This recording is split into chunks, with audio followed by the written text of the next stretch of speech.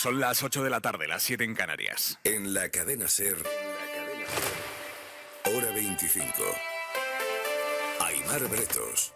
Muy buenas tardes, les hablo desde Toledo, desde las Cortes de Castilla-La Mancha. Hace medio año se celebraron en toda España las elecciones municipales y autonómicas en las que se constituyeron los ayuntamientos y parlamentos, y hoy hemos venido a las Cortes de Castilla-La Mancha para analizar desde aquí, desde el corazón de su sede legislativa que cumple 40 años, cómo la política autonómica puede, uno, mejorar la vida de la gente y dos, contribuir a cimentar un tipo de política distinta, no basada en la confrontación permanente, en el cuerpo a cuerpo sin cuartel, que es lo que estamos viviendo en la política nacional. Pero a esta hora de la tarde la confrontación a la que estamos asistiendo es diplomática. Israel ha abierto hoy una crisis diplomática con España al acusar al presidente del gobierno, Pedro Sánchez, de hacer declaraciones que dan apoyo al terrorismo.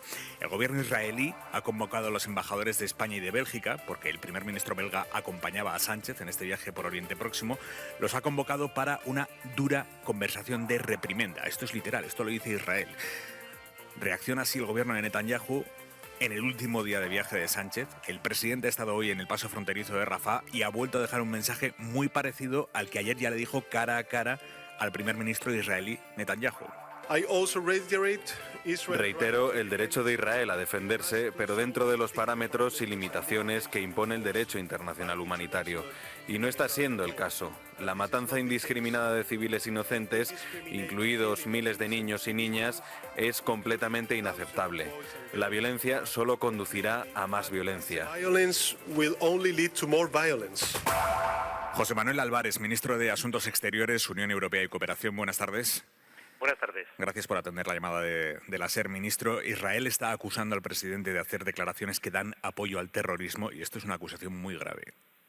Sobre todo son unas acusaciones al presidente del gobierno y al primer ministro belga que son totalmente falsas, totalmente inaceptables y que desde luego desde el gobierno, yo como ministro de Asuntos Exteriores de España, rechazo tajantemente.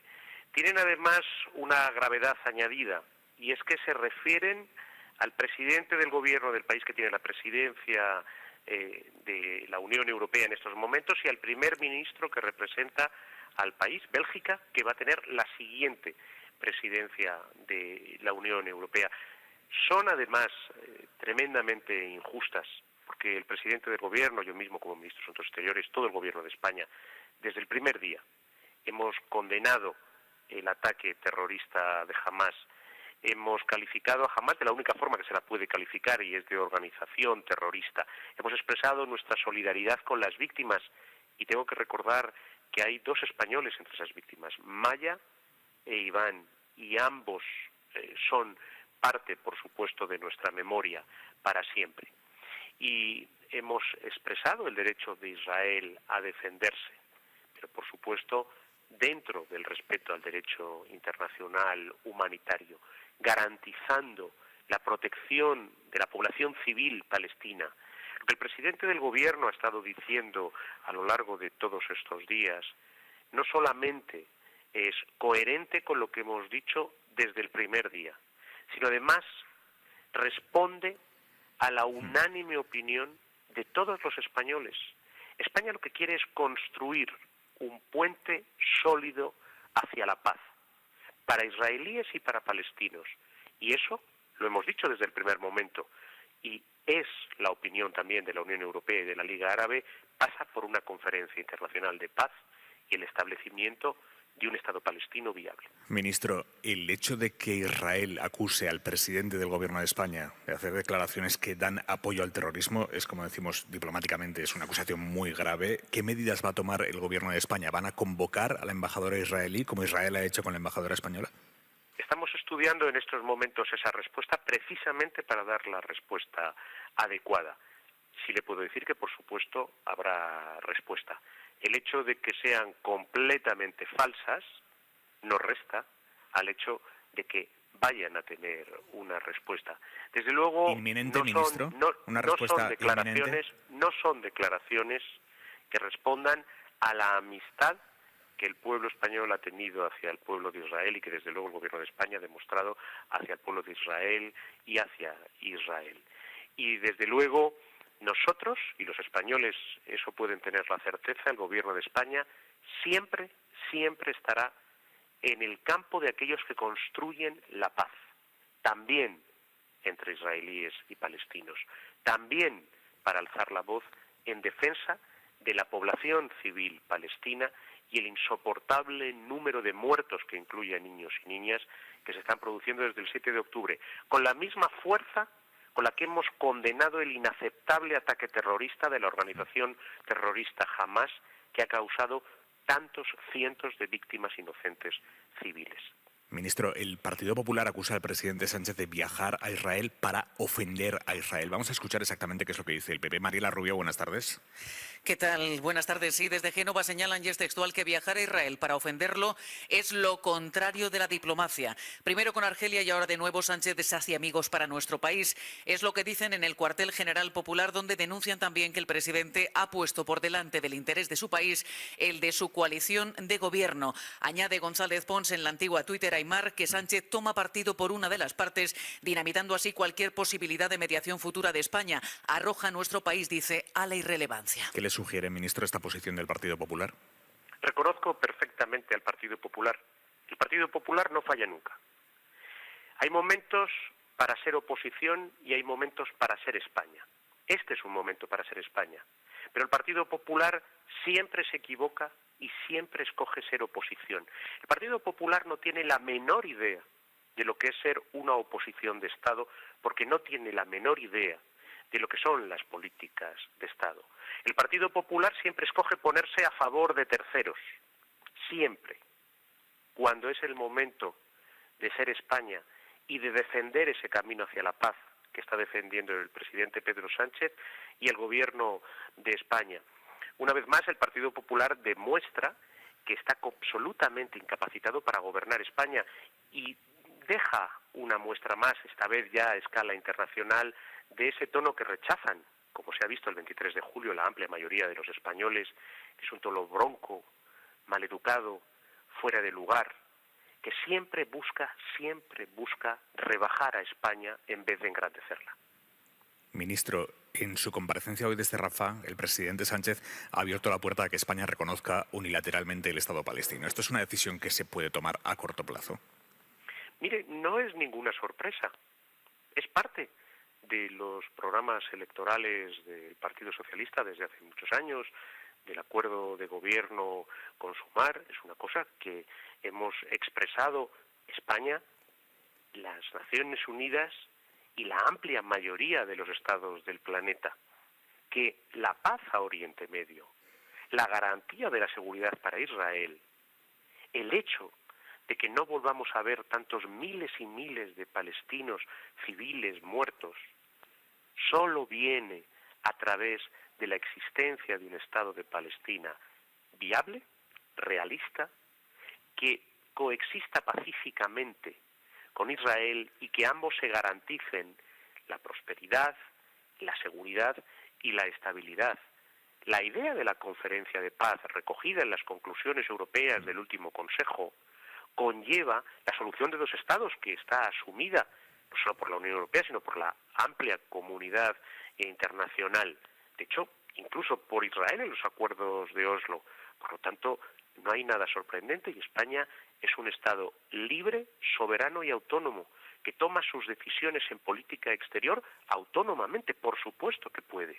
No veo absolutamente nada extraordinario, novedoso, exorbitante en ninguna de las palabras del presidente del Gobierno. Muy al contrario, recogen el sentir absolutamente mayoritario, yo diría incluso unánime, de los españoles. José Manuel Álvarez, ministro de Asuntos Exteriores, le agradezco que haya estado en Hora 25. Buenas tardes. Muchas gracias, buenas tardes. Así viene este viernes 24 de noviembre. Esperamos a los oyentes de Ser Toledo esta noche aquí en las Cortes de Castilla-La Mancha a partir de las 10, las 9 en Canarias, en este precioso convento de San Gil. Pero antes, vamos con el resto de la crónica del día desde la redacción central de la SER. Isabel Villar, buenas tardes. Buenas tardes, Aymar. Primer día de tregua entre Israel y Hamás, con los dos cumpliendo por ahora lo acordado. Hamás ha liberado esta tarde a 24 rehenes, los 13 que se habían anunciado.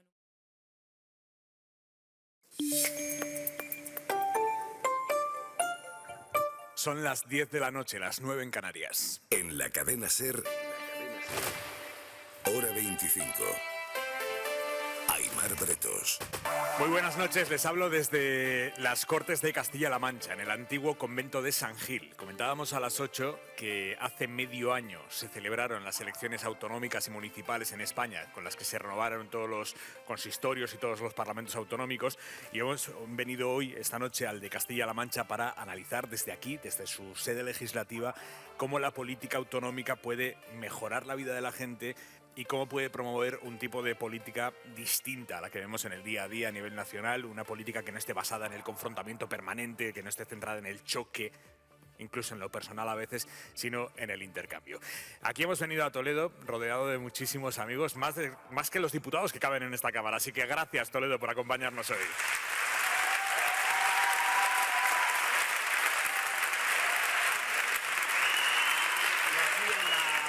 Que preside estas Cortes, me acompañan esta noche Esther Palomera, buenas noches. Muy buenas noches, Aimar. Juan Manuel de Prada, ¿cómo estás? Muy buenas noches, Y Aimar. Jesús Maraña, muy buenas noches. Hola, buenas noches. Vamos a meternos ya con la crónica de este viernes, que es intensa porque España acaba de convocar a la embajadora israelí en nuestro país para pedirle explicaciones por la crisis diplomática que ha desatado hoy, durante la tarde, el gobierno Netanyahu, acusando al presidente Pedro Sánchez de hacer declaraciones que dan apoyo al terrorismo de Hamás. Reitero el derecho de Israel a defenderse, pero dentro de los parámetros y limitaciones que impone el derecho internacional humanitario. Y no está siendo el caso. La matanza indiscriminada de civiles inocentes, incluidos miles de niños y niñas, es completamente inaceptable. La violencia solo conducirá a más violencia. Esto es lo que ha dicho hoy el presidente español Pedro Sánchez en el paso fronterizo de Rafah. Poco después, Israel ha convocado a la embajadora española para lo que han anunciado como una dura conversación de reprimenda, porque entienden que Sánchez ha apoyado el terrorismo con esas declaraciones, cuando básicamente lo único que ha hecho ha sido decirle a Israel en genérico lo que ya le dijo a Netanyahu a la cara ayer, que es que España considera inaceptable la matanza indiscriminada de civiles en Gaza. Bueno, Israel considera que eso es apoyar el terrorismo.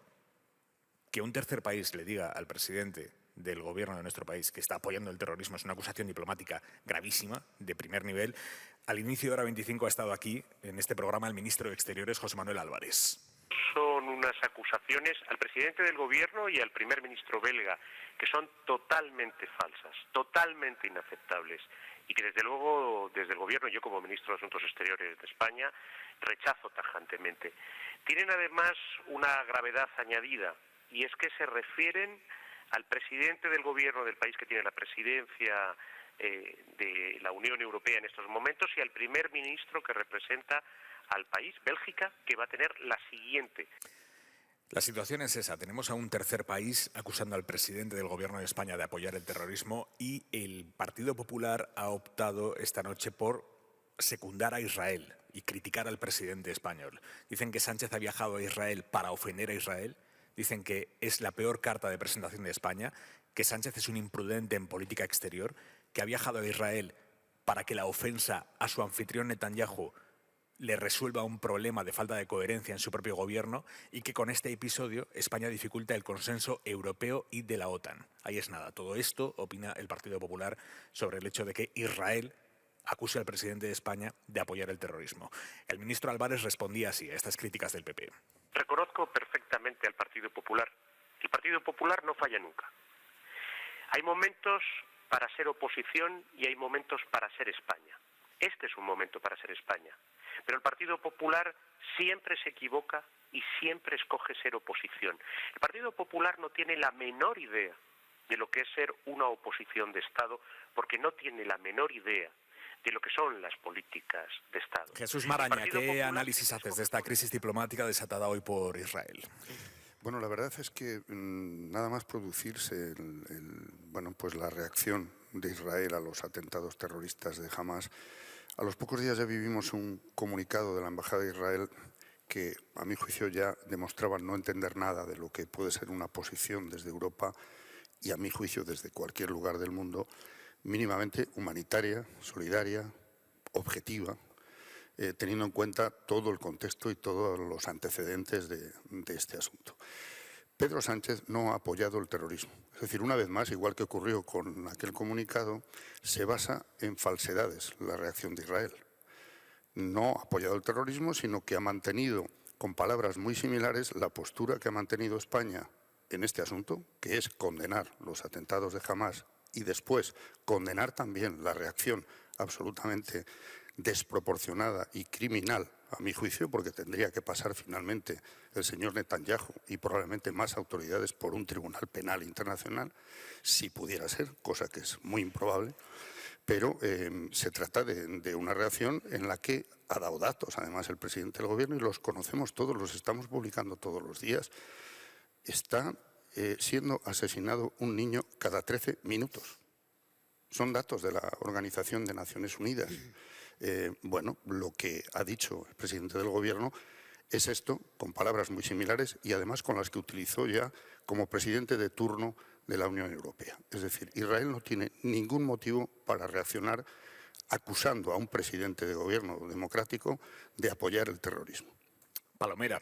Bueno, yo no sé qué parte de la comparecencia o de las declaraciones del presidente del Gobierno de España no ha entendido Netanyahu. Efectivamente, como dice Jesús, no ha habido en España ningún, ya no solamente del Partido Socialista, pero no ha habido ningún dirigente político que no haya condenado los ataques de Hamás a Israel.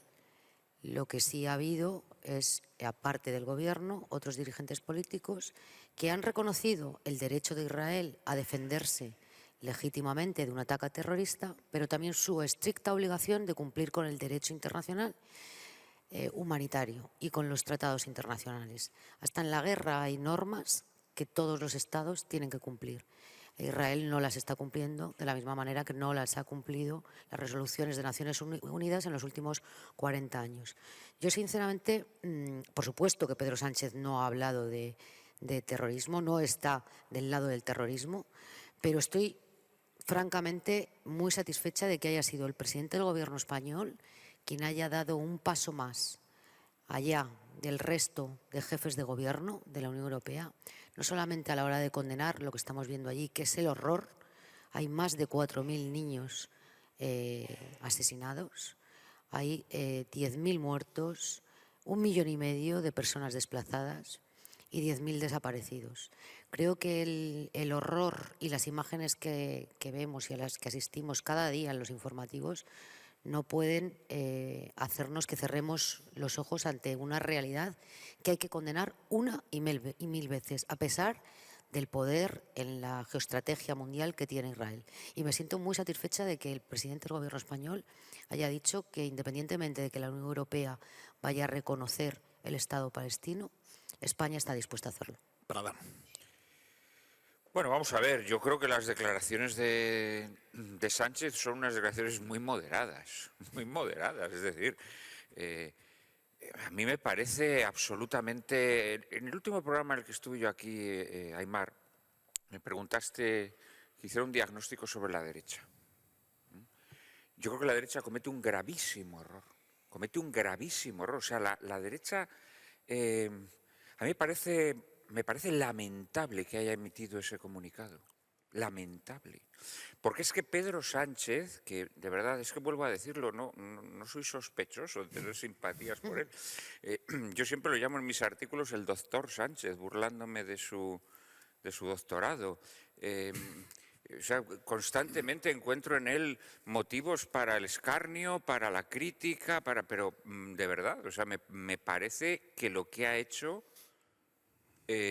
aparte de que es una posición gallarda, pero es una posición de la que los españoles nos debemos sentir orgullosos. Nos debemos sentir orgullosos y representados en sus palabras. Efectivamente, España no pinta nada en el concierto mundial al lado de Israel, que todos sabemos que se pone el mundo por montera, que infringe todo tipo de resoluciones, de tratados internacionales, etcétera, etcétera. Pero que un país como España, que que ciertamente en el concierto internacional no es de primera fila, tenga el valor de decir esto y de decirlo con claridad, pero repito, sin ningún tipo de connivencia ni con el crimen, ni con el terrorismo, ni con nada de nada, diciendo la realidad, que se está respondiendo de forma desproporcionada a un ataque terrorista. En primer lugar, los ataques terroristas no se resuelven con guerras, no se responden con guerras, pero es que además esta es una guerra que está siendo indiscriminada, en donde la población civil está siendo masacrada,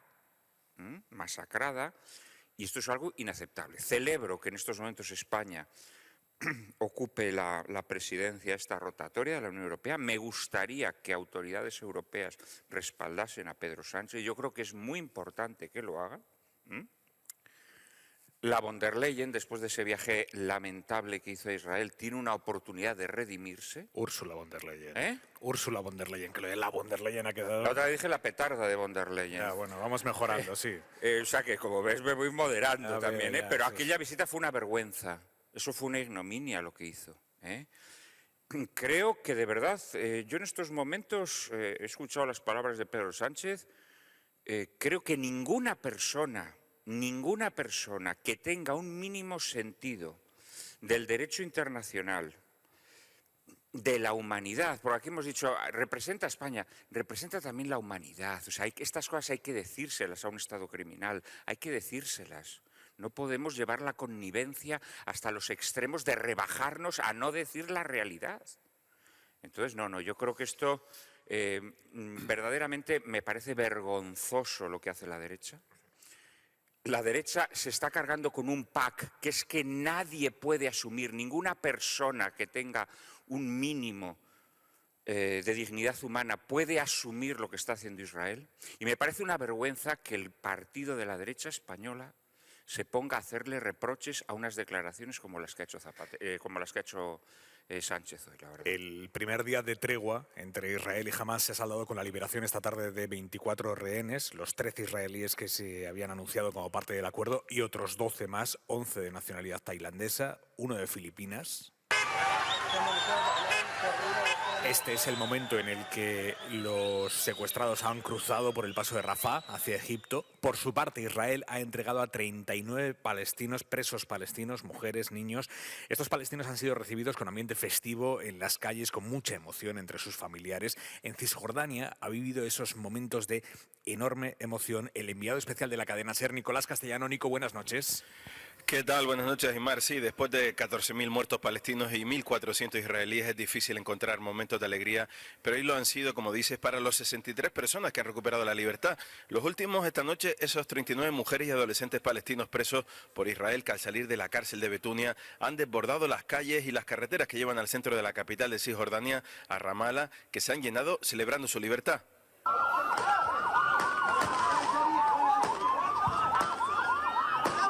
En concreto son 24 mujeres y 14 adolescentes los presos palestinos liberados, pero especialmente emotivo, Aymar, ha sido este encuentro de algunas de las presas al llegar a casa y abrazar de nuevo a los suyos.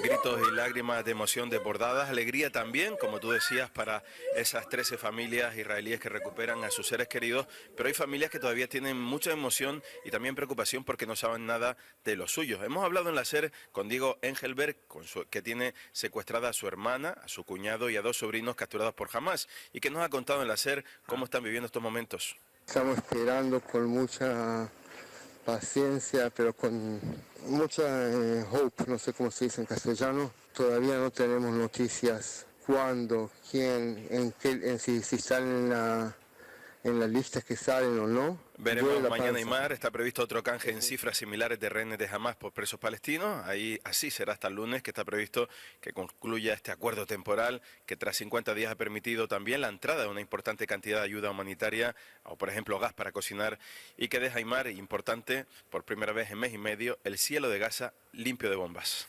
Con mucha hope, con mucha esperanza. Con mucha hope. Ese palestino. Gracias, Nico. Buenas noches. Buenas noches. Hora 25. Me dieron el alta hace un mes, pero no termino de recuperarme. Recupérate tomando Astenolit Recuperación 3 en 1. Astenolit Recuperación con vitaminas, triptófano y própolis te recupera actuando a 3 niveles en tu estado energético, anímico e inmunitario. Astenolit, de Laboratorios ERN. Buenas noches. El número premiado en el sorteo del cuponazo celebrado hoy ha sido 60.816, serie 8. Puedes consultar el resto de los números premiados en juegos11.es. Mañana tienes una nueva oportunidad con el sueldazo del fin de semana. Y ya sabes, a todos los que jugáis a la 11, bien jugado. El bar de Pepe. ¿Un café solo? Marchando. La tienda de moda de Ana. Me encanta cómo queda. Espera, te saco otra talla. La academia de Javi y Esther. Hi guys. Hello, teacher. Si tienes un negocio, benefíciate de las ventajas de serpublicidad.es. Diseña tu campaña a medida. Elige precio, público y dónde quieres que se escuche. Serpublicidad.es. Impulsamos tu negocio. Hora 25. Aimar Bretos. Es 24 de noviembre, es viernes. ¿Se acuerdan de que Vox, a través de su sindicato, había convocado para hoy en toda España, al calor de las manifestaciones en las calles por la ley de amnistía, una huelga general? Bueno, pues ahí está el recuerdo. Ha sido un fracaso absoluto. La huelga general convocada por Solidaridad, que es ese sindicato, ha tenido una incidencia nula, según los datos de la Administración General del Estado, de Renfe. La evolución del consumo electrónico también demuestra, del consumo eléctrico, también demuestra que el seguimiento ha sido nulo. Y de hecho, en un reconocimiento implícito de que han fracasado en esa convocatoria, el sindicato de Vox esta noche ha escrito un comunicado en sus redes sociales diciendo: sabíamos que esto era muy difícil, la gente tiene miedo a perder su trabajo, hemos sido algunos miles los que en toda España hemos seguido esta huelga, conseguiremos algo más. Básicamente esto es lo que venían a decir. ¿Esperabais otra cosa de Prada? Hombre, no, yo creo que... yo creo que las medidas de protesta... que la huelga en general es un derecho que se interpreta a veces de forma un poco abusiva. Es decir, yo creo que las huelgas fundamentalmente tienen que ser para reivindicaciones laborales, ¿no? Pero bueno, dando por hecho que se puedan hacer huelgas con reivindicaciones políticas, que se han hecho, aunque a mí, repito, que me parece un poco dudoso, hombre, no sé, las convocatorias hay que medirlas, ¿no? Porque una huelga en donde no consigues que los trabajadores acudan a ella es penoso, ¿no? Lo que hace es reducir tu posición y quitarte la razón. Yo creo que puede haber razones, ¿no?, para protestar por lo que se está tramando con la amnistía a los condenados o prófugos de la justicia, pero realmente ni creo que la huelga fuera el instrumento de la protesta social, ni creo que se deban convocar huelgas así a humo de pajas, ¿no? ¿Qué conclusiones sacas de este fiasco, Palomera, del sindicato de Vox? Pues un éxito más de la corta carrera política de Vox y de su sindicato. A ver, las huelgas generales no solamente se convocan en reivindicación de los derechos laborales. Yo creo que se puede dar otro tipo de circunstancias para motivar una convocatoria de huelga general. Lo que pasa es que lo que ha convocado el sindicato de Vox no era una huelga general, era una broma. Y no es que los trabajadores españoles tuviesen miedo de perder su trabajo, es que quizá han considerado que este no es un motivo por el que parar en su puesto de trabajo. A ver, yo creo que hay y puede haber críticas legítimas a la ley de amnistía, tanto políticas como jurídicas, pero hay formas y formas de manifestar esas protestas o esas críticas, ¿no? Vox ha decidido canalizar esa crítica a través de las protestas que hemos visto en la calle, especialmente en la calle Ferraz y sus alrededores, en las 2-3 últimas semanas. Por cierto, que sepas que en Ferraz, a esta hora, los manifestantes están quemando esteladas y están gritando: José Antonio Primo de Rivera, que obviamente es una proclama aséptica contra la ley de amnistía. Claro, claro, sí, y los vivas a Franco y las banderas preconstitucionales, etcétera, etcétera. Yo creo que esa no es la forma de canalizar las críticas. Yo creo que la crítica y la oposición a la ley, si la hubiera, tiene que manifestarse en el ámbito del Parlamento, y sobre todo lo que es de todo punto intolerable es que Vox no haya hecho ninguna condena de las escenas que estamos viviendo cada noche en los alrededores de la calle Ferraz. No voy a decir que el PP no haya condenado, pero desde luego no lo ha hecho tampoco de una forma rotunda. Y bueno, pues ha sido un fracaso, sin más. O sea, es que no, yo no esperaba otra cosa, sinceramente. Maraña. Bueno, es que el derecho de huelga es uno de esos derechos fundamentales en democracia, ¿no? Y muy sagrado, ¿no? Exactamente. Entonces, ya el hecho de que Vox y su sindicato, Solidaridad, utilicen el derecho de huelga con cualquier excusa, en este caso una excusa política, y que efectivamente ha habido convocatorias de huelgas con motivos políticos, ¿no? Pero para que una huelga tenga éxito tienen que apoyarla los trabajadores. Y resulta que no ha habido ningún apoyo. Es más, el barómetro que suele medir el éxito de una huelga, que para empezar siempre es el consumo eléctrico en las fábricas, etcétera, hoy ha sido mayor que el viernes pasado, que en los días anteriores. Es decir, ha sido un éxito nulo. Yo creo que eso es bueno y tiene que ver también con ese intento que hasta ahora en España no ha cuajado, que es cuando un partido de extrema derecha intenta pescar en el río de la clase trabajadora, de la gente más, más desfavorecida, etcétera. Al menos en este caso, esto no ha colado, y a mí me parece que es un dato positivo en un sentido. Es que donde no suele provocar ninguna polémica Vox ni ninguna discusión con su partido competidor, que es el PP, es en el ámbito económico y laboral. Ahí la defensa a ultranza del neoliberalismo más ortodoxo es impecable. Entonces, a ver, en principio, salvo que en estos tiempos tan veloces y tan intensos y gaseosos que vivimos cambien mucho las cosas, pues no suele coincidir que hagan los trabajadores una huelga de la mano de un partido que suele ir en contra de los intereses de los trabajadores. Pero luego, además, ¿cuál es la representación de este sindicato en los centros de trabajo? Es mínima, ¿no? Menos del 1%, por lo que publicaba Isabel Morillo el otro día, con unos datos que estuvo recabando en toda España, menos del 1%. Pues ahí tenemos parte de la respuesta, ¿no? De por qué no ha sido secundada también. Probablemente ni siquiera ese 1% haya seguido la huelga, ¿no? Sobre el fondo del asunto, sobre la ley de amnistía, sobre el pacto del PSOE con los partidos independentistas, esta próxima semana se tiene que celebrar, por lo que han pactado entre PSOE y Junts, la reunión entre estos dos partidos con un mecanismo de verificadores internacionales que no sabemos exactamente cómo se va a concretar, una reunión que todo apunta va a ser en Suiza. Tiene que ser esta próxima semana porque dejaron por escrito que lo iban a hacer en noviembre, y noviembre termina la semana que viene. Por la información que tú manejas, Palomera, que siempre es mucha y buena, ¿qué sabemos de esa reunión, verificadores de por medio? Sabemos poco, y muy poco, prácticamente nada, como no supimos nada de la negociación antes de que se llegara al acuerdo.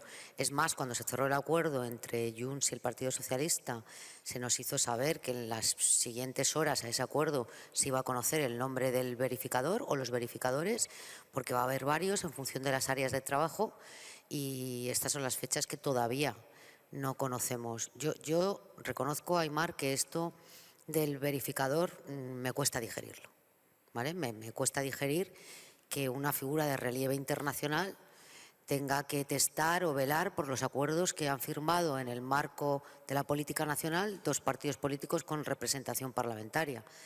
Y a mí me cuesta digerirlo, y creo que no solo a mí, hay mucha gente en el Partido Socialista que reconoce que han tenido que aceptar esto porque había una situación extrema ante la posibilidad de que la ultraderecha llegara al gobierno de España. Pero a mí me parece que es muy difícil de explicar, y sobre todo es que no ha habido tampoco materia con la que puedan sentarse la próxima semana, si es que se sientan finalmente la semana que viene, puesto que hasta donde sabemos no se ha avanzado absolutamente nada. Prada, ¿cómo lo ves? Lamentable. A mí me parece vergonzoso. A mí la verdad me parece muy, muy, muy lamentable que el Partido Socialista acepte que en unas reuniones en donde se van a tratar cuestiones políticas tenga que haber un Rodrigón o Carabina, ¿no?, para que no le metan mano o para que no meta mano, ¿no? Verdaderamente me parece lastimoso. No, yo creo además que el Partido Socialista, más allá de que la negociación no sea entre Gobierno de España y Gobierno de Cataluña, pero bueno, el Partido Socialista es un partido de Estado, ¿no? Es el partido de Estado del régimen del 78, por excelencia.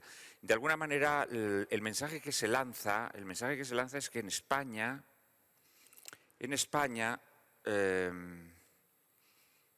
los representantes del Estado no respetan los pactos, no tienen una palabra de la que se pueda uno fiar. Yo creo que el mensaje que se lanza es un mensaje lamentable. A mí me parece deplorable. Y yo además creo que todo esto tendrá trampa. O sea, yo creo que todo esto tendrá trampa. Yo creo que ¿A qué te refieres? Bueno, pues que al final habrá un verificador o un árbitro o un tutor, no sé cómo llamar a estos señores, que van a ir a que el Partido Socialista no infrinja los derechos humanos o no lo sé, a lo que van. Yo creo que alguno de estos árbitros, tutores, verificadores, como queramos llamarlo, se irá de la lengua, deslizará, insinuará que se están incumpliendo pactos, que no se está cumpliendo con la palabra dada, que se está engañando.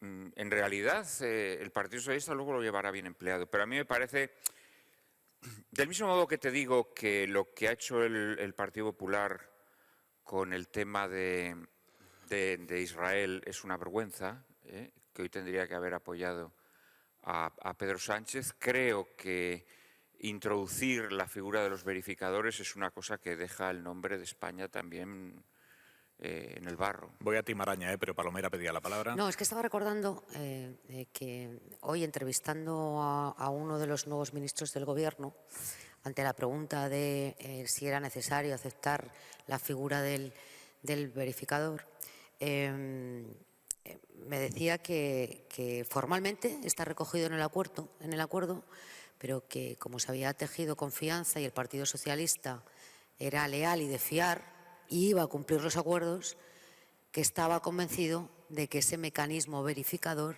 igual no iba a ser necesario. No quiero decir que vaya a ser así. No lo verán nuestros ojos, eso. No quiero decir que vaya a ser así, pero para que seamos conscientes de hasta qué punto dentro del Partido Socialista cuesta trabajo explicar esto. Maraña.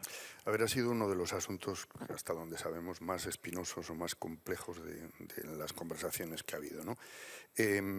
Yo creo que el Gobierno, una vez que Junts se empeñaba en reflejar la desconfianza, porque le interesaba además reflejar eso hacia sus bases, hacia su propio electorado, y por eso se empeñó en este asunto, que ellos llaman verificador, veremos cómo se llama finalmente y si es alguien o es una especie de comisión o son distintos, etc. En el acuerdo en su día de Gobierno, de la mesa de diálogo, existía ya una comisión de seguimiento, una comisión de verificación de que se fueran cumpliendo los acuerdos. Bien, siendo uno de los asuntos más difíciles de entender y de asumir, porque efectivamente España es una democracia sin la menor duda y no necesita ningún mecanismo externo, ajeno, para comprobar si las cosas se cumplen o no. Para mí lo importante es la sustancia, es el contenido. Como apuntaba Esther al principio, es que qué es lo que hay que verificar hasta el momento. Y ahí sí me parece interesante decir que lo que ha habido es que hemos conocido por fin la proposición de ley de amnistía, los 23 páginas, y el acuerdo previo de PSOE y Junts. Eso es lo fundamental que ha habido. Pero hemos estado 2 meses escuchando muchas cosas sobre la famosa proposición de ley de amnistía. Bueno, a mí me interesaría escuchar muchas más cosas ahora sobre esas 23 páginas de la ley de amnistía. No sé qué va a decir Junts o el mecanismo de verificación, pero yo leo y releo esa proposición de ley y ahí, entre las cosas que quedan claras, es que todo lo que se haga estará sujeto a la legalidad española e internacional y que no cabe, está, creo que meridianamente reflejado, que no cabe en esa legalidad una vía unilateral, por ejemplo. Por cierto, le han preguntado esta semana en Televisión Española al nuevo ministro de Transportes, Óscar Puente, sobre la amnistía, la oportunidad de la amnistía y si el Partido Socialista habría pasado por el aro de la amnistía o no en caso de no haber necesitado los 7 votos. Óscar Puente repitió lo que ya había dicho el presidente del Gobierno en el Comité Federal del PSOE, que dice no lo habríamos hecho ahora. Óscar Puente insistió en él, no lo habríamos hecho ahora. El Partido Popular ha cogido un clip de esa entrevista, un fragmento, y lo ha movido con muchísimo escándalo. Hoy le han preguntado al ministro Óscar Puente por esas declaraciones, él no lo habríamos hecho ahora, y se ha metido él solo en un charco de dimensiones tales. Bueno, él mismo ha dicho, la comparación es chusca, pero... Puede que no se hubiera hecho en este momento, pero sin duda se hubiera hecho a lo largo del mandato. Puedo hacer alguna comparación chusca con decisiones cotidianas en la vida, ¿no? Podrían preguntar, oye, ¿usted se hubiera casado si no se hubiera quedado embarazada su mujer? Pues a lo mejor en este momento no, pero nos queremos mucho y seguramente dentro de 6 meses nos hubiéramos casado también. Pues esto es lo mismo. Nos va a dar tardes de gloria la locuacidad No tengo ninguna duda. del ministro. Palomero. No tengo ninguna duda de que nos va a dar grandes tardes, pero a mí me gusta, a ver, no, esto por supuesto no, y además hoy he tenido ocasión de hablar con él a este respecto. Alguien decía, es machismo. No, es que no es machismo. Es que, o sea, conozco a Óscar Puente, sé que no es machismo, es algo retrógrado, porque hoy, en el pleno siglo XXI, una mujer no es señalada ni estigmatizada porque se quede embarazada sin estar casada. Es decir, no sé de dónde ha sacado el ejemplo. Pero él no ha hablado de que la mujer esté estigmatizada. No, bueno, él ha dicho... No, a ver, a mí la inoportunidad del símil es porque incluye el amor ferviente entre las dos partes. Es decir, nos está diciendo que se quieren muchísimo y que simplemente el dejarla embarazada acelera el enlace. El que se ha metido en el charco es Óscar Puente. No quiero que nos retocemos nosotros en ese charco. Pero escúchame, quiero reivindicar una cosa, Aimar. Lo he hecho a veces defendiendo a Ayuso y ahora voy a defender a Óscar Puente. Yo también defiendo, si no por esto, capamos las posibilidades expresivas del lenguaje, estamos capando nuestra humanidad. No entremos en los jardines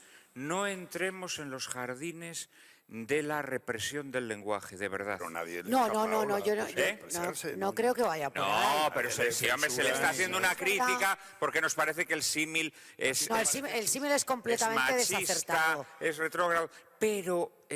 completamente desacertado, pero yo estoy contigo en que si nos quejamos de los políticos ¿Quién que se hablen casa por con lenguaje, penalti claro, pues pero no, es que él no está diciendo eso. ¿Cómo que no? No, está diciendo. Espera, vamos a volver a escucharlo. Vamos a volver a escucharlo, compañeros. Sí, en Madrid, Óscar Puente, mujer embarazada. Le damos al play. Puede que no se hubiera hecho en este momento, pero sin duda se hubiera hecho a lo largo del mandato. Puedo hacer alguna comparación chusca con decisiones cotidianas en la vida, ¿no? Podrían preguntar, oye, ¿usted se hubiera casado si no se hubiera quedado embarazada su mujer? Pues a lo mejor en este momento no, pero nos queremos mucho y seguramente dentro de 6 meses nos hubiéramos casado también. Pues esto es lo mismo. Claro, pero lo que está diciendo es algo totalmente natural. Tú estás ennoviado, No, escuchadme un momentín. Sí, pero... No, es que de verdad no seamos hipócritas. Tú estás ennoviado con una chica que te gusta mucho, ¿no? Te piensas casar con ella, pero no tienes prisa. Oye, estás acabando la carrera, estás haciendo una oposición, no sé qué. Pero la dejas embarazada y después nos casamos. Vamos a adelantarlo. Lo adelantamos. Repito, la inoportunidad del símil es que él está diciendo que se quiere mucho con los indepes. El símil... Que está deseando irse a la cama con los indepes, ¿no? Y que lo único que han hecho es precipitarlo un poquito. Esto es lo que a mí me parece. Lo otro, de verdad...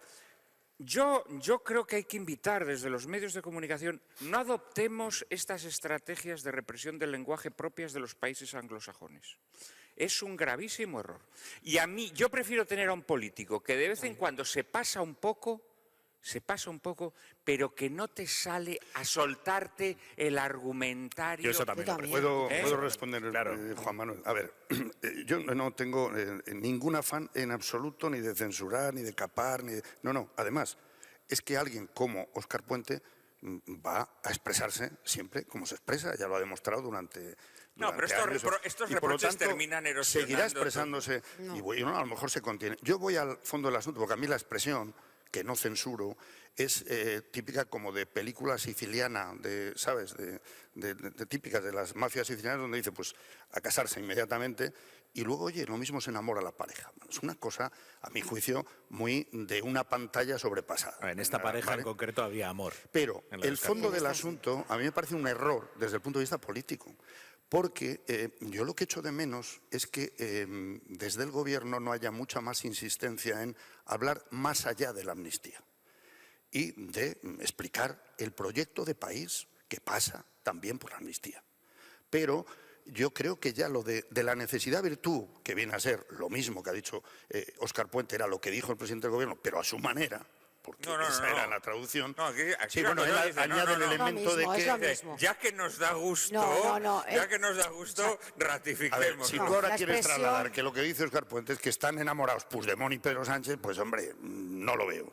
No es tal. O sea, lo que ha pretendido decir Juan Manuel es que esta... ¿Me permite terminar un segundo? O sea, yo lo que echo de menos es que ya está, lo de la necesidad-virtud en su momento creo que tenía sentido porque sería, en fin, despreciar la inteligencia de la gente si no dijera, oiga, hacemos esto en este momento porque necesitamos los votos y hay que hacer, entre otras cosas, esto.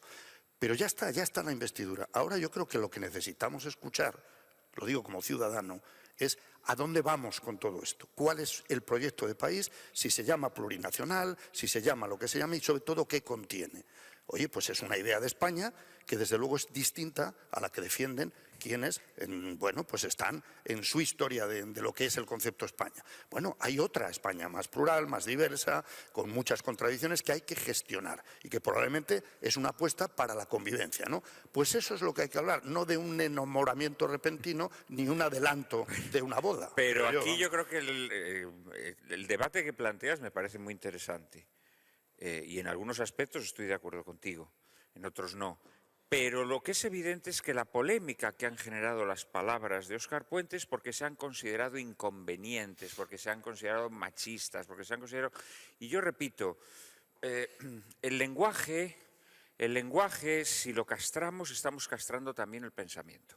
Porque el pensamiento a veces se expresa de formas pues, que lindan con la grosería o que lindan con un atrevimiento excesivo, pero es que si matas eso, estás matando muchas cosas. A mí me van a castrar mis jefes como no vayamos a publicidad, pero ya además. Hora 25.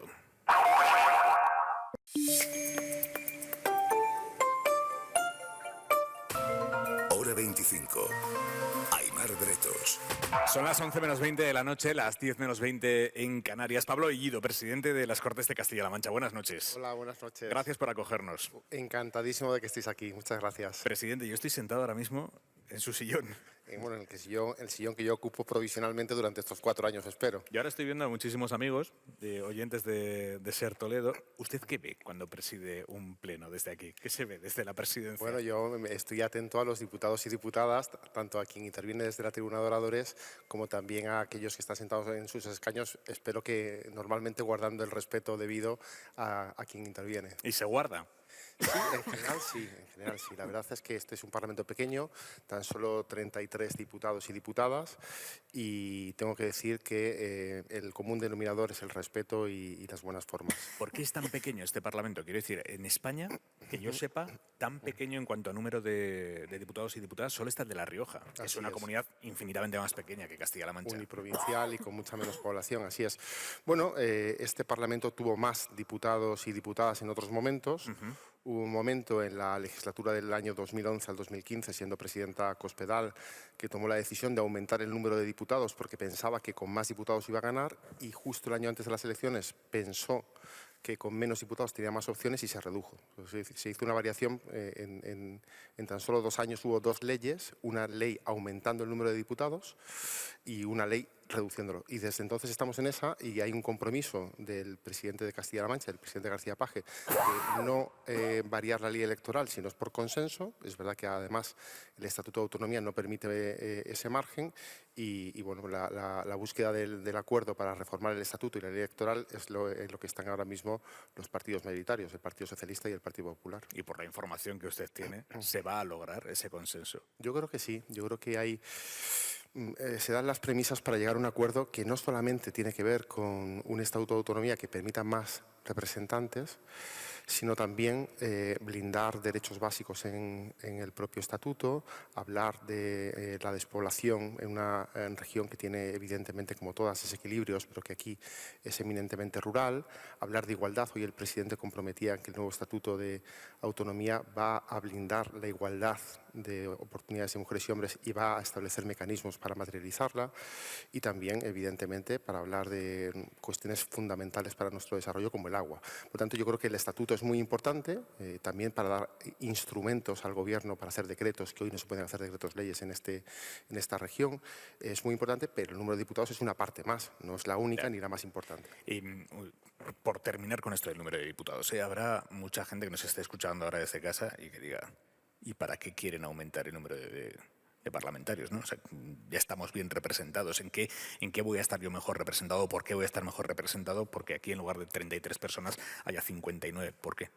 Bueno, porque el trabajo de un diputado y de una diputada en las Cortes de Castilla-La Mancha no se limita a venir a las Cortes a hacer la función de representación aquí, sino que tiene mucho que ver también con dialogar con la sociedad, estar en permanente contacto con la misma, escuchar las preocupaciones de los ayuntamientos, de los alcaldes, las alcaldesas, de las asociaciones, de las entidades, los vecinos y vecinas, y luego traer aquí al Parlamento sus demandas, sus reivindicaciones, sus críticas, sus quejas, sus solicitudes. En definitiva, el trabajo de un representante en una democracia es un trabajo importante porque es lo que de alguna manera organiza la conversación pública, ¿no? Y la resolución, deliberando aquí en las Cortes también, de los asuntos que tienen que ver con en este caso, con las competencias que tenemos como comunidad autónoma, la sanidad, la educación, las políticas sociales. Por tanto, sí es importante.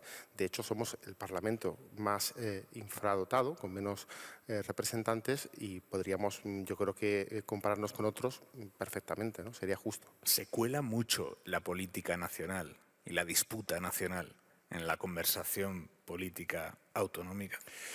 Pues más de lo conveniente desde mi punto de vista, y en esta legislatura hemos introducido algunos mecanismos también en el reglamento de las Cortes para que los asuntos que fundamentalmente se debatan tengan que ver con las atribuciones que tenemos como comunidad autónoma. Es decir, por una parte el control al gobierno, que eso es legítimo y siempre hay que potenciarlo, pero también que los asuntos que a través de las proposiciones no de ley, de las proposiciones de ley y de los debates generales que bueno, pues abordamos en las Cortes de Castilla-La Mancha tengan que ver con las competencias, porque si no, lo que hacemos es reproducir el debate nacional aquí, y para eso ya tenemos diputados, diputadas, senadores y senadoras. Y tampoco tiene ningún sentido estar todos los días debatiendo en las Cortes de Castilla-La Mancha sobre asuntos que ya tenemos representantes que pueden debatir en Madrid, como tampoco tendría ningún sentido debatir sobre la limpieza en Albacete o la recogida de basuras en Cuenca, ¿no? Se trata de que cada uno haga bien su trabajo, se centre en sus competencias, y así yo creo que el sistema funciona mejor. Entre las muchas competencias que tiene usted está gestionar el debate. ¿Cómo gestiona usted el tema de los tiempos? Es una cosa que me apasiona. Cuando veo a la presidenta del Congreso, en este caso a los distintos presidentes, sufrir, claro, es que la gente le dice, no, es que a este le has dado no sé cuántos minutos más, tal. ¿Usted cómo gestiona eso? ¿Usted es generoso? ¿Usted es amarrategui con los tiempos? Bueno, hay un reglamento que lo establece y, por tanto, en principio, si nos ceñimos a las normas es más fácil. Luego tenemos una mesa con la Junta de Portavoces donde los grupos pueden hacer propuestas para que en algunos determinados debates haya más tiempo para poder explicar su posición. Pero la verdad es que en estos tiempos modernos, donde lo que importa es el vídeo del minuto, un diputado o una diputada hábil, audaz, sabe que no es tan importante estar mucho tiempo explicando una posición, sino acertar con el contenido, con el corte que se dice en comunicación adecuado para poder luego viralizarlo, para luego poder transmitirlo en los medios de comunicación o en las redes sociales. ¿Usted nota que los políticos hacen cada vez más política para redes sociales? Pues sí, naturalmente sí. O sea, es una manera de comunicación. Una parte muy importante de la actividad parlamentaria es poder trasladar a la sociedad lo que se está diciendo diciendo, lo que se está haciendo. O sea, que usted no lo considera algo negativo. No, me parece que es una manera de establecer el diálogo entre el representante y los representados. Yo lo que creo que es que deberíamos venir al Parlamento no solamente a confrontar propuestas e ideas, sino también a escuchar las de los demás e intentar acercar posturas, ¿no? Y eso, evidentemente, en este momento es muy complicado. En este momento y en cualquier otro. Eso es Sí, utópico. no sé. Es la base de la realidad parlamentaria, pero es absolutamente utópico. Bueno, ciertamente es difícil, ¿no? Porque uno se presenta a las elecciones con unas propuestas, con un ideario, con un programa electoral, con unos compromisos, pero yo creo, estos días hemos estado celebrando el 90 aniversario de la primera vez que votaron las mujeres. He estado leyendo actas del Congreso de los Diputados de 1933, del 31 al 33, donde se producían muchas variaciones de votos de los diputados y de las diputadas. No lo considero esencialmente negativo, evidentemente podría en este momento producirse una revolución del sistema parlamentario, pero no lo veo negativo en tanto en cuanto los diputados y las diputadas iban con el ánimo de seducirse argumentalmente, ¿no? Claro, efectivamente, y se produjo un debate más rico. No obstante, cuando las propuestas son de los grupos y se manifiestan con respeto y no se considera al adversario un enemigo y se confronta democráticamente, yo no tengo nada que decir en contra, ¿no? Pero sí que creo que una posición positiva, a lo mejor no en los plenos, pero sí, por ejemplo, en las comisiones informativas, que es un trabajo parlamentario también muy bonito y muy importante, podríamos ser más flexibles e intentar acercar posturas. Creo que sería positivo. Usted que está aquí, desde su cargo institucional, usted está aquí casi como caballito blanco, ¿no? Como los ángeles que no tienen sexo. Usted ve cosas que hace su partido que dice, joder, una tropa. Aquí los 33 diputados y diputadas se comportan extraordinariamente bien. Llama un poco la atención. ¿No ha tenido que echar nunca a nadie?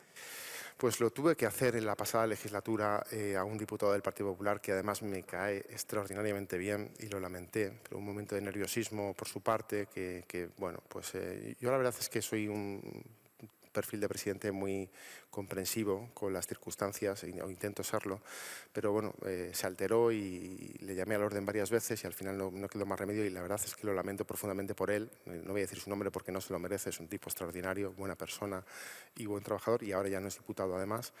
Y creo francamente que bueno, pues es un episodio que a mí me pesa, que seguro que a él también y que sin embargo no ha quebrantado nuestra buena relación afortunadamente, porque creo de verdad que es una persona que venía aquí a trabajar con honestidad y a defender sus posturas con mucha educación, en términos generales de los más educados de la pasada legislatura. O sea que usted es de los que tarda en sacar tarjeta.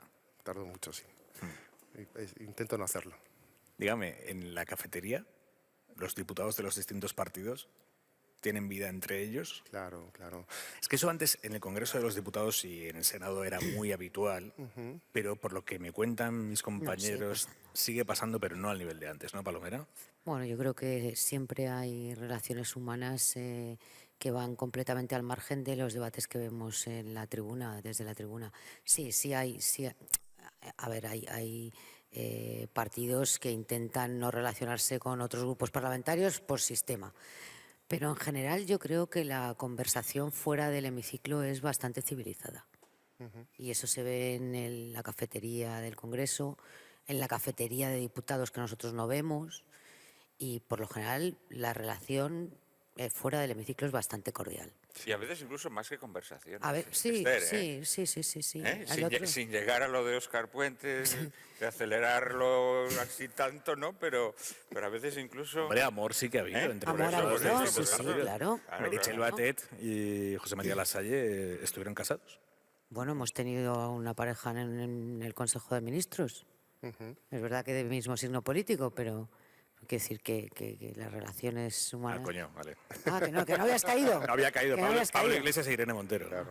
No, pero estamos hablando de distintos partidos. Distintos partidos. Sí. Pero esa promiscuidad ha habido existe, más, Ha habido más. ¿Dentro del Consejo de Ministros? No, que ha habido más en el Parlamento. De todas formas, la desgracia ahora es que sea muy fácil llevarse mejor fuera que dentro del hemiciclo. Que hay más gallardía y tal fuera, es que claro, no es difícil que esté mejor la cosa escuchando las cosas que se escuchan, no sé, en este hemiciclo. No tantas, no es comparable. Yo fui diputado nacional en una legislatura, además en la legislatura quizá más original, ¿no? Porque tuvo dos presidentes, a Rajoy y a Pedro Sánchez. Y es verdad que no fue especialmente convulsa en original formas. Está bien, ¿verdad? Bueno, voy a buscar una definición peculiar, desde luego, ¿no?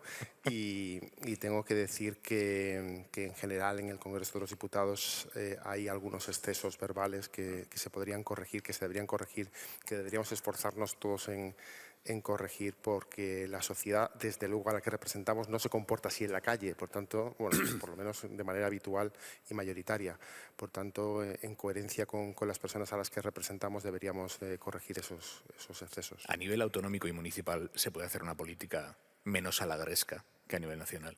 Pues yo creo que se puede y se debe, pero se debe extender a todo el espacio político. En primer lugar, tenemos que tratarnos con respeto, en primer lugar, como antesala a cualquier otra postura. Comprender que el que piensa distinto no es un enemigo y que, por tanto, merece respeto. Y luego, considerar que representa una parte de la sociedad a la que hay que escuchar, hay que intentar convencer y, en algún caso, si es posible, tender puentes. Yo creo, francamente, que además aquí hay un partido mayoritario, mayoría absoluta, al que yo pertenezco, al Partido Socialista, pero no es lo normal ya prácticamente en ninguna institución parlamentaria y ni tampoco en los ayuntamientos. Por tanto, vamos a obligarnos a tener relaciones entre los distintos partidos políticos porque es lo que la sociedad ha querido. Y creo, francamente, que es conveniente, es necesario y se va a producir. Sí. Pablo Bellido, presidente de las Cortes de Castilla-La Mancha. Gracias por acogernos esta noche aquí. Un verdadero placer. Muchas gracias a vosotros. A punto de llegar a las 11 de la noche, las 10 en Canarias. En la cadena SER, hora 25. Aimar Bretos. Esta noche al frente del larguero está Álvaro Benito. Álvaro, buenas noches. ¿Qué tal, Aimar? Buenas noches. La Liga ha empezado, la 14ª jornada, por fin ha vuelto después del parón por selecciones. El Alavés le ha ganado 3-1 al Granada. Goles de Rebac, Samu Moro y Oni Torrente en propia puerta para el Alavés. Para el Granada marcó Uzuni. Esto hace que el Alavés se quede 12º, 15 puntos. El Granada en descenso 19º con 7 y en una situación bastante delicada la de su entrenador Paco López. Y en segunda división, también ha arrancado jornada 17, a punto de finalizar el Huesca 0, Valladolid 1. Te escuchamos ahí media, Álvaro. Hasta luego. Hasta ahora. Y la ropa para este fin de semana. Jordi Carbó, buenas noches. Buenas noches. El consejo sería que cojamos ropa que nos abrigue un poco más, sobre todo durante las tardes. Las noches, como las últimas, vendrán marcadas por la presencia de heladas en la mayor parte del interior, sobre todo en hondonadas. En muchos barrios de la misma ciudad de Toledo, la mañana se presenta con temperatura cercana a los 0 grados, pero después, en general, va a hacer sol también el domingo y eso permitirá que las temperaturas suban, pero ya no tanto como hoy. Si hoy al sol el ambiente era más o menos agradable, durante el fin de semana se notará fresco. Además, con un aumento de la nubosidad en el Cantábrico, también en el Mediterráneo. Aquí en el Mediterráneo, a partir de mañana por la noche, en Baleares y Cataluña, algunas lluvias, pero que dejarán muy poca agua. Hasta el lunes, Carbón. Buen fin de semana. Hora 25. Aimar Bretos. Continuamos en esta edición de Hora 25, edición especial desde las Cortes de Castilla-La Mancha, acompañado esta noche por Esther Palomera, por Juan Manuel de Prada, por Jesús Maraña. Hoy el diario El País ha publicado una información muy relevante sobre la vida interna del Partido Popular.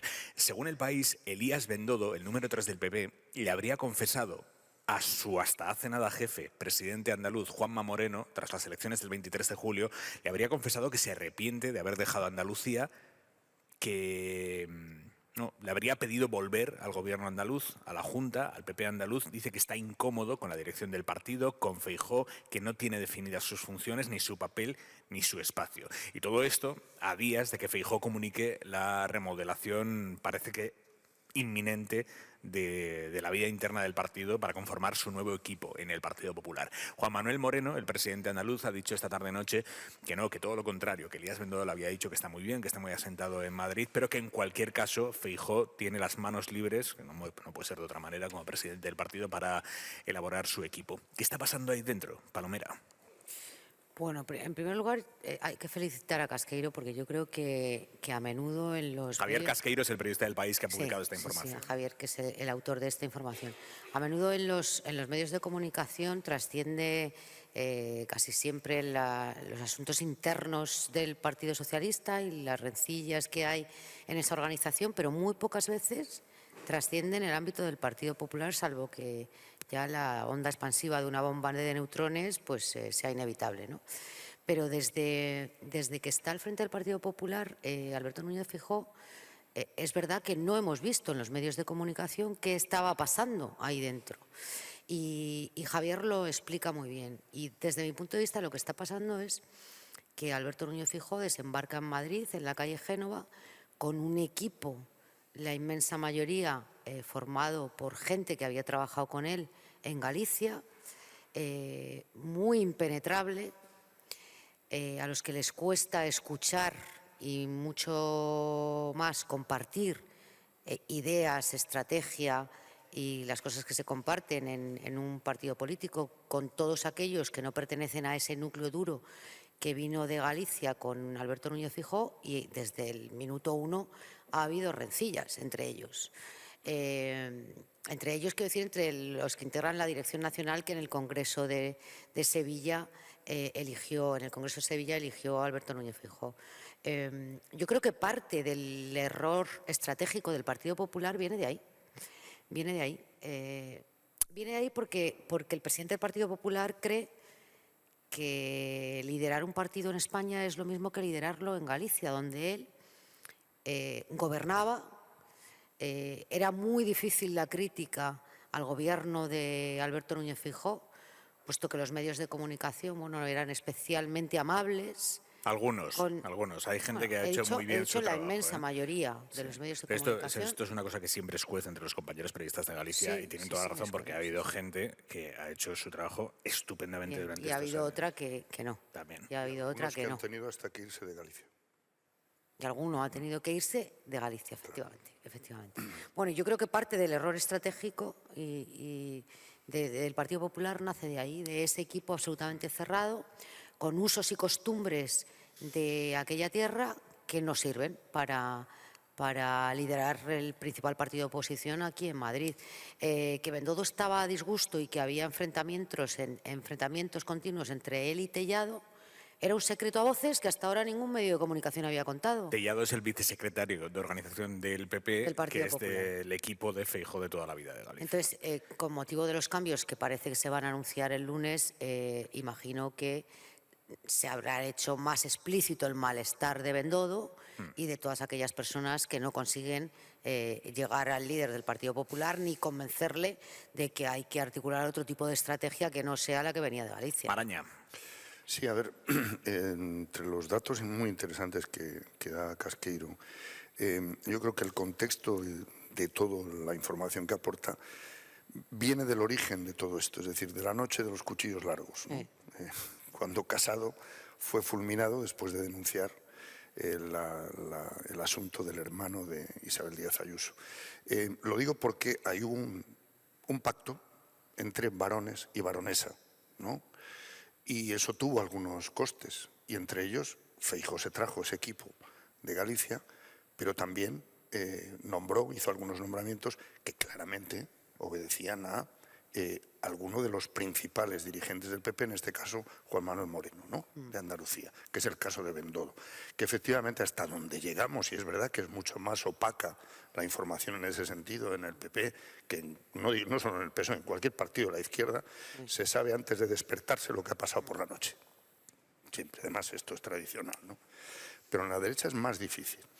Y desde el principio sí ha habido síntomas permanentemente de que no había entendimiento entre, principalmente, Miguel Tellado y Bendodo, que hay que decir que a mí, del caso de Tellado, me sorprende porque Feijóo aterrizó en Madrid con esa imagen de la moderación en persona.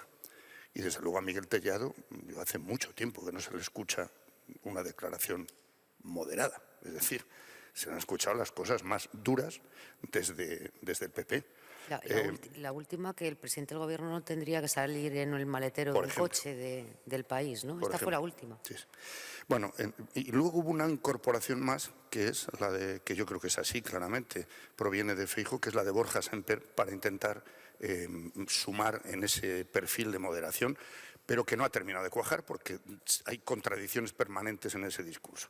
Bueno, lo que aporta Casqueiro es que parece que eso, en días previos, en vísperas de esos cambios que va a hacer Feijóo, vamos a ver cómo queda toda esa articulación de equipo de confianza. Prada, ¿qué cambios podría incorporar Feijóo para que supusieran un revulsivo en la oferta del Partido Popular? Irse. Si me queréis, irse. Como decía Lola Flores. Vamos a ver. El primer cambio que tendría que introducir Feijóo es irse. Porque todo esto que estamos hablando, hombre, aparte que al perro flaco todo se le vuelven pulgas, ¿no? Que dice el refrán, es decir, cuando no tienes el poder, pues enseguida surgen las disensiones, enseguida surgen los enfrentamientos, pero fundamentalmente lo que hay es un líder que no tiene potestas. Esto ya lo hemos dicho. Potestas, autoritas. Cuando no tienes la potestas, te queda la autoritas. Es lo único que tienes. Y evidentemente, un líder que permite que sus subalternos formen facciones, banderías, estén a la greña unos con otros, pues no es un auténtico líder. Le falta la autoritas. Entonces, yo la realidad, lo que creo es eso. Lo segundo, hablaba Maraña de perfiles moderados, no moderados. No, este no es el problema. Ya he mencionado concretamente a Borja Semper. El problema de Borja Semper no es ser moderado o dejar de serlo. Borja Semper, de hecho, no es moderado. Cuando tuvo que escribir sus tuits sobre Israel... ¿En comparación con quién? No. Sí, los tuits que escribió sobre Israel Borja Semper no eran nada moderados. Era diciendo que esos que contextualizan, eso de contextualizar, eso, o sea, eran tuits absolutamente extremistas, ¿no? No, es un problema de inanidad o de sustancia. Es un problema de unanimidad o de sustancia. Uno puede defender... Antes de tener equipo hay que tener proyecto. Hay que tener muy claro a dónde vas. Esto sí es. A mi modo de ver, el problema que en estos momentos tiene la derecha española es que faltan personas que tengan unos principios en los que crean firmemente y que crean que conviene defenderlos y que consigan persuadir a la sociedad española de que hay que defenderlos, pero al mismo tiempo, por supuesto, expresados con amabilidad, con gracia, haciéndolos atractivos. Pero claro, si su forma de ser atractivos ante la sociedad española es emitir el comunicado que han emitido hoy, por ejemplo, con lo de Israel, ¿eso a quién le resulta atractivo? Pues hombre, sí, a los psicópatas, que dicen que cada vez hay más psicópatas en las sociedades occidentales, pues seguramente eso les resulta atractivo, pero a personas que de verdad tengan un fundamento mínimo ontológico, humano, eso no le resulta atractivo a nadie. No es un problema de ser más extremista o más moderado, no, es un problema de falta de capacidad para defender una propuesta que resulte valiosa para la sociedad. Y en este sentido yo creo que el máximo responsable siempre es el líder, porque el líder es el que imprime carácter en sus subalternos, ¿no? Eso coincido. Bueno, eso sin ninguna duda, pero yo creo que Feijóo de alguna manera también ha sucumbido a lo que tú llamarías la maquinaria mesetaria, ¿no? Y que no solamente tiene que ver con no, estoy de acuerdo contigo. No, sí, estoy de acuerdo contigo. La maquinaria mesetaria me refiero pues a los periódicos que le dictan en los editoriales lo que tiene que hacer. ¿Pero por qué sucumbe? A los comunicadores porque es un hombre hueco. Bien, yo no sé por qué sucumbe, yo no lo sé. No sé si es hueco, pero sí que es verdad que no tiene un proyecto político que sepa imponer a toda esa maquinaria mesetaria que tú dirías. Es decir, al poder económico, el poder mediático y el poder del sector más Mira, yo no voy a hacer comparaciones chuscas con Óscar Puente, aunque con ganas me quedo. Ahí. Pero al señor Feijóo lo que le ocurre es como la Miss de pueblo. Que es la más guapa del pueblo, pero luego dice, ahora me voy a la capital, a la conquista de la capital. No me voy a convertir en la Sofía Loren de la política española. Y llega aquí y dice, pero ¿cómo que Sofía Loren? Pero hombre, pero si eres un cardo borriquero, a ver, ¿de qué? Y esto es lo que le ha sucedido. Bien, bueno, vamos... Bueno, vamos a ver. Venga. No. No he introducido el elemento sexual, No, ni lo vas a introducir, no. A ver, he sido respetuoso. Mira, vamos a una tierra donde hay mucho tópico sobre el sexo o la falta de sexo. Vámonos a Euskadi. La falta de sexo más bien. No, pero todo es un tópico. Todo es un tópico. Lo que en Euskadi no se folla. Y bueno, Es viernes, ¿no? Sí, es viernes. Es viernes, se nota. ¿eh? A ver, movimientos sísmicos en la política vasca. Hoy el lehendakari Urkullu, bueno, hemos sabido que no va a volver a ser candidato del PNV en las próximas elecciones autonómicas. Esto informativamente es un bombazo. El PNV ha decidido que Urkullu no repita. El PNV está muy nervioso ante la posibilidad de que Bildu les supere y les gane como primera fuerza, aunque después posiblemente Bildu no vaya a poder gobernar, incluso aunque gane las próximas elecciones autonómicas, porque con toda probabilidad habría un pacto de PNV y PSE que impediría ese gobierno de la izquierda abertzale. Pero el PNV está muy nervioso, han decidido cambiar de candidato, buscando una imagen de renovación, pero algo ha pasado ahí, que la gestión comunicativa de un movimiento tan delicado, de un relevo tan delicado, se ha hecho de pena. Filtrada a la prensa, con un lehendakari que ahora queda en una posición de debilidad, descartado por su partido, un partido que no termina de confirmarlo, que nos dicen, no, el lunes ya veremos, sin que haya un perfil claro para sustituirlo, un PNV que va a tener que ahora darse muchísima prisa en anunciar un nombre que insufle esa ilusión de la que hablábamos antes. ¿Cómo la podría insuflar Feijóo? Bueno, pues el PNV tiene que insuflar esa ilusión que, según las encuestas, lleva ya un tiempo sin inyectar en el electorado. Palomera, ¿te ha sorprendido?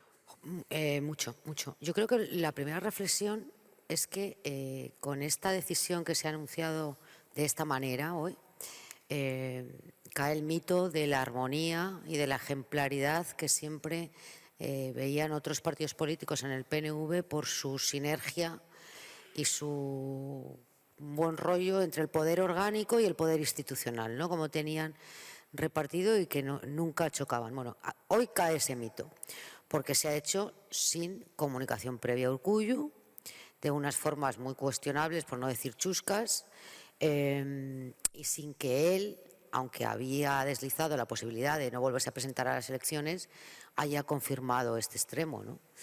Yo creo que en política se pueden hacer las cosas mejor. Es verdad, como tú has dicho, que esto tiene que ver con la competencia y el temor que tiene el Partido Nacionalista Vasco a ser sorpasado por Bildu en las próximas elecciones autonómicas.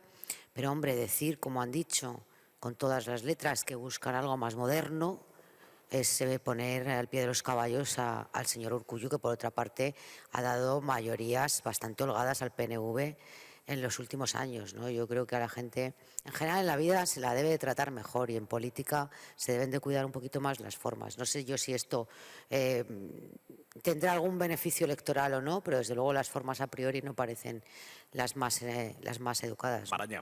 Sí, a mí me han sorprendido sobre todo la forma, ¿no?, de todo esto. Cuando adelantó el Correo esta mañana esta información y luego no han querido confirmar ni desmentir, pero parece claro que se ha anticipado lo que pueda ocurrir el lunes, ¿no? Pero a mí me sigue sorprendiendo en ese sentido el poder del partido en este caso. Es decir, es verdad que siempre ha habido esa bicefalia. Por eso digo que cae el mito de la armonía en la bicefalia, ¿no? Sí, la armonía sí, pero el poder no. El poder es decir, el partido se impone.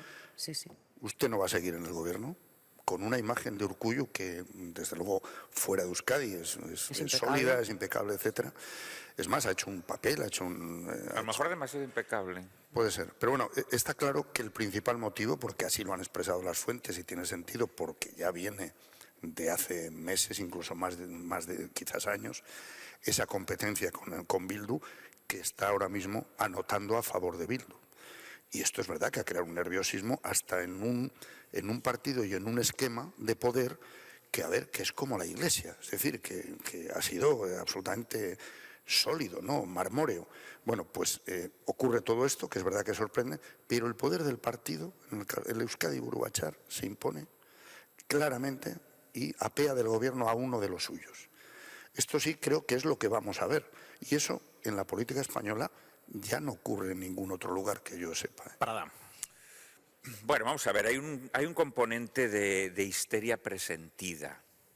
Esto ocurre mucho en las empresas, es decir, que las empresas, cuando empiezan a otear malos resultados, empiezan a cargarse a gente que a veces no tiene ninguna culpa. Incluso en los periódicos pasa eso.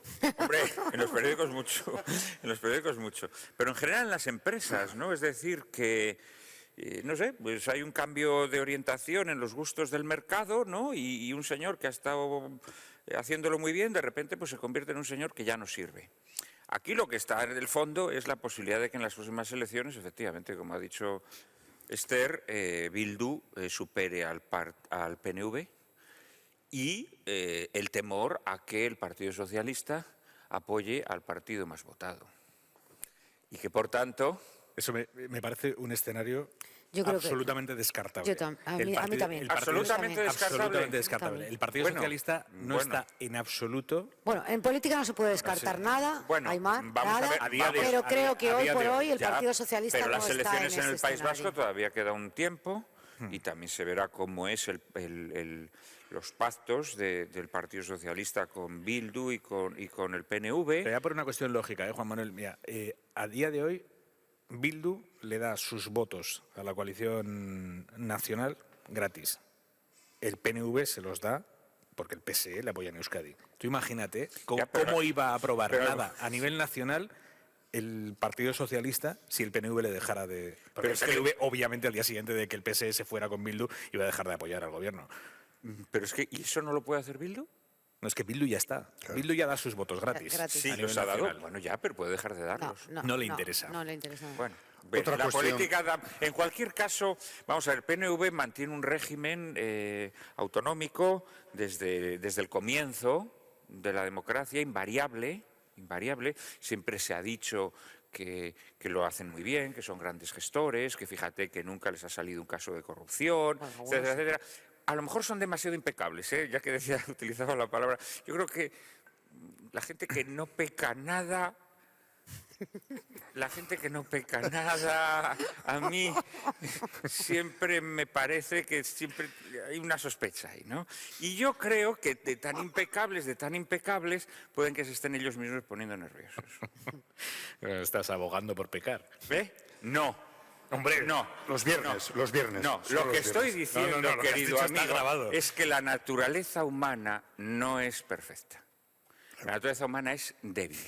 Y aquellos que quieren presentarse como intachables, como que no tienen ninguna debilidad, mienten. O sea, estás deslizando aquí la posibilidad de que no conozcamos algo en Urkullu. Hombre, no nos vamos a entrar por ahí. No hablabas de Urkullu en este caso. Metafóricamente. Habla del género humano. Hablaba del género humano y de lo de ser impecables. Mira, yo lo que me parece interesante, y estoy de acuerdo con Esther y creo que con Aimar, en que no veo esa posibilidad que apuntabas, Juan Manuel, respecto al pacto con Bildu, la hipótesis, pero es muy interesante en términos políticos el giro que viene dando Bildu desde hace mucho tiempo. Y el discurso de Aizpurúa en el debate de la investidura habría que analizarlo, yo creo que con más detalle del que se ha analizado. Porque, entre otras cosas, había una asunción del Estado, plurinacional, pero del Estado, clara, a mi juicio.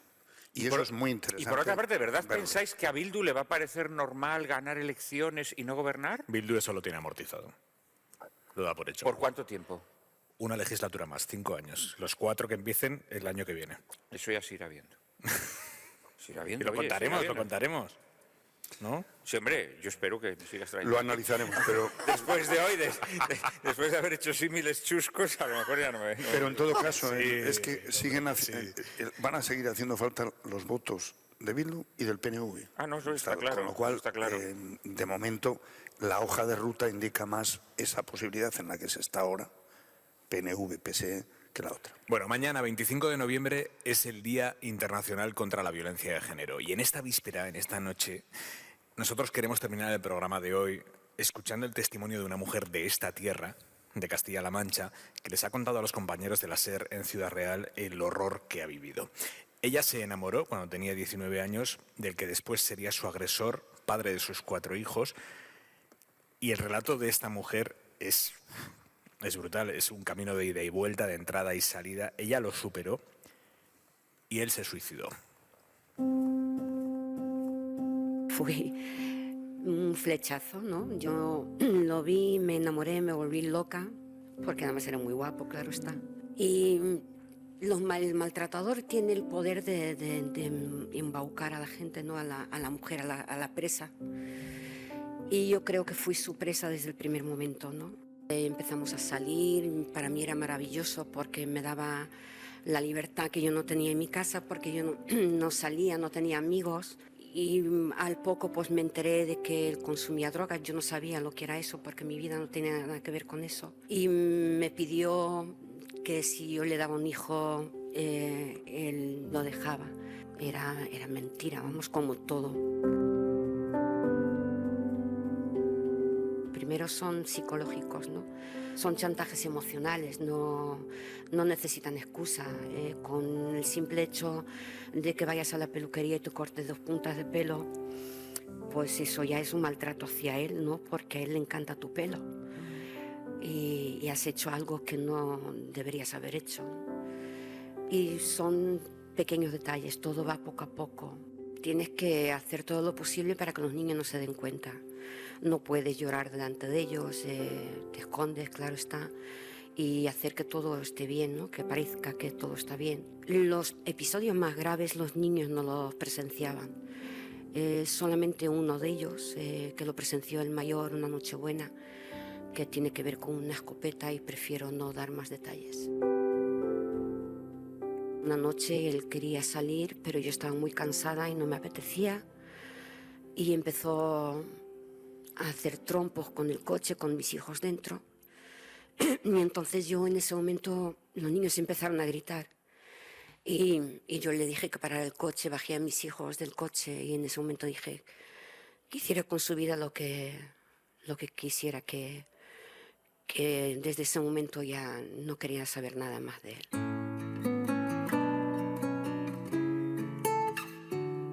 Tardé tantísimos años en tomar la decisión de separarme. Una vez que lo hice, no pensé en volver atrás, en ningún momento. Tengo una pareja desde hace 2 años que yo creía que no existían personas así. Me protege, me tranquiliza, me da paz. Si mi testimonio sirve para ayudar a solamente una mujer, pues ya me doy por contenta. Que no duden en abandonar el infierno, que hay un mundo mejor, que busquen ayuda, que la hay, y que por favor que no duden en denunciar.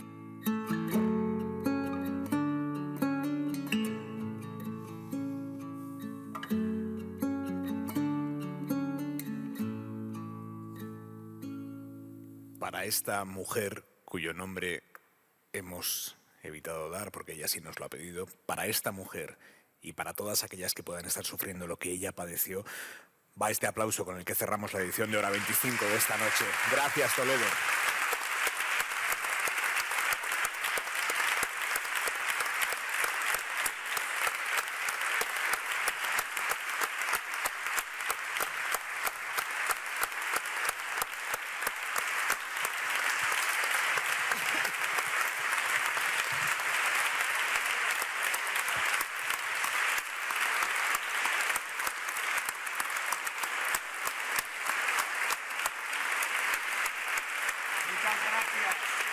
Hora 25 con Aimar Bretos.